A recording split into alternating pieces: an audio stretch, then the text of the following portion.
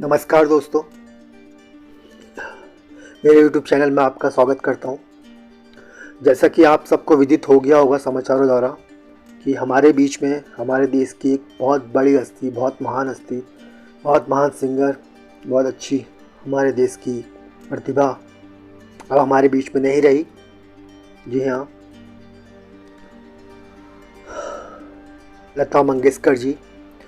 उनको मेरी तरफ से मैं अपने YouTube चैनल के माध्यम से हार्दिक श्रद्धांजलि देता हूँ लता मंगेशकर जी को, और ओम शांति कहते हुए यही भगवान से प्रार्थना करता हूँ कि आप अपने चरण कमलों में उनको विश्राम दें, उनकी आत्मा को सदैव शांति दें।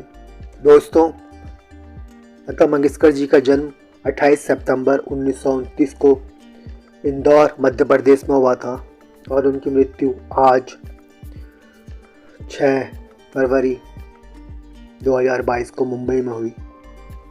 उनके पिताजी का नाम श्री दीनानाथ मंगेशकर और माताजी का नाम श्रीमती सेवनती, और शादी के बाद क्योंकि महाराष्ट्र में नाम बदलते हैं उसके बाद श्रीमती शुद्धमती था उनकी माताजी का नाम। लता जी का नाम भी बचपन में पहले हेमा जी था, बाद में उनके पिताजी ने एक नाटक किया था बावबंधन उनके पापा ने, और उसके बाद उनका नाम लता पड़ा। उनके जो पहले गुरु माने जाते हैं म्यूजिक में वो उनके पिता दीनानाथ मंगेशकर जी ही माने जाते हैं। मात्र 5 साल की उम्र से ही उन्होंने काम शुरू कर दिया था।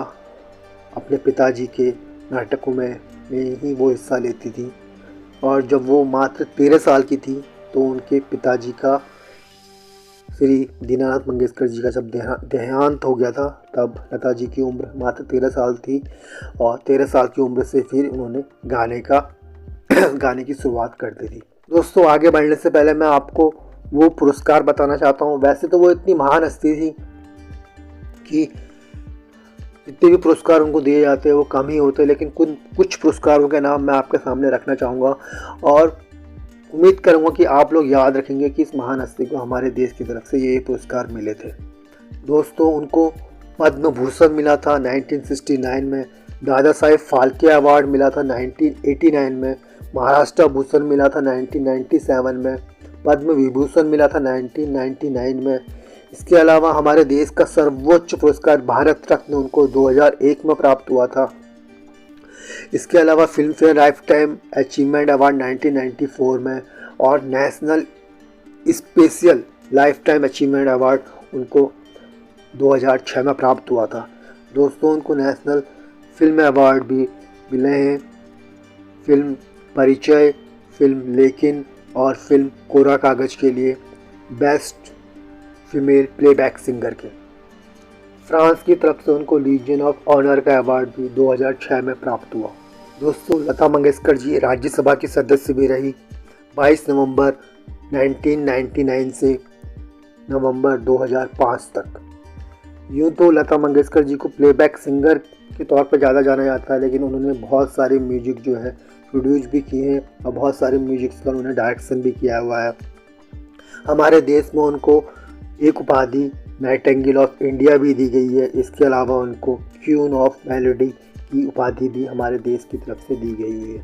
हमारे देश का हर एक नागरिक, भले ही वो बच्चा हो, जवान हो, बूढ़ा हो, सब उनसे प्यार करते हैं और सब ने उनके गाने सुनते हुए लोग आते हैं धरती पे। दोस्तों, जैसा कि मैंने बताया, जब लता जी की उम्र मात्र 13 साल की थी 1942 में, तब उनके पिताजी की मृत्यु हुई थी। उसके बाद जो पहला गाना उन्होंने गाया था मराठी फिल्म के लिए वो था नाचू या गाड़ी खेलूं सारी मानी। ये कंपोज किया था सदाशिव नेवकर ने।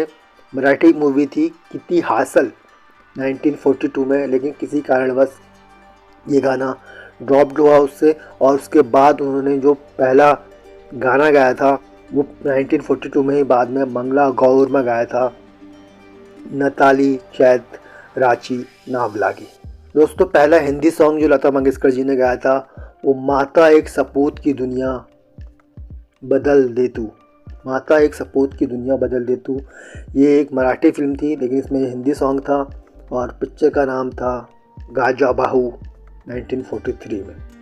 दोस्तों लता मंगेशकर जी ने जितने भी गाने गाए हैं, गिनते गिनते तो पूरा जमाना गुजर जाएगा, लेकिन बताना मुश्किल होगा हमारे लिए, क्योंकि हमने जो भी गाने सुने हैं सब उन्हीं के सुने थे।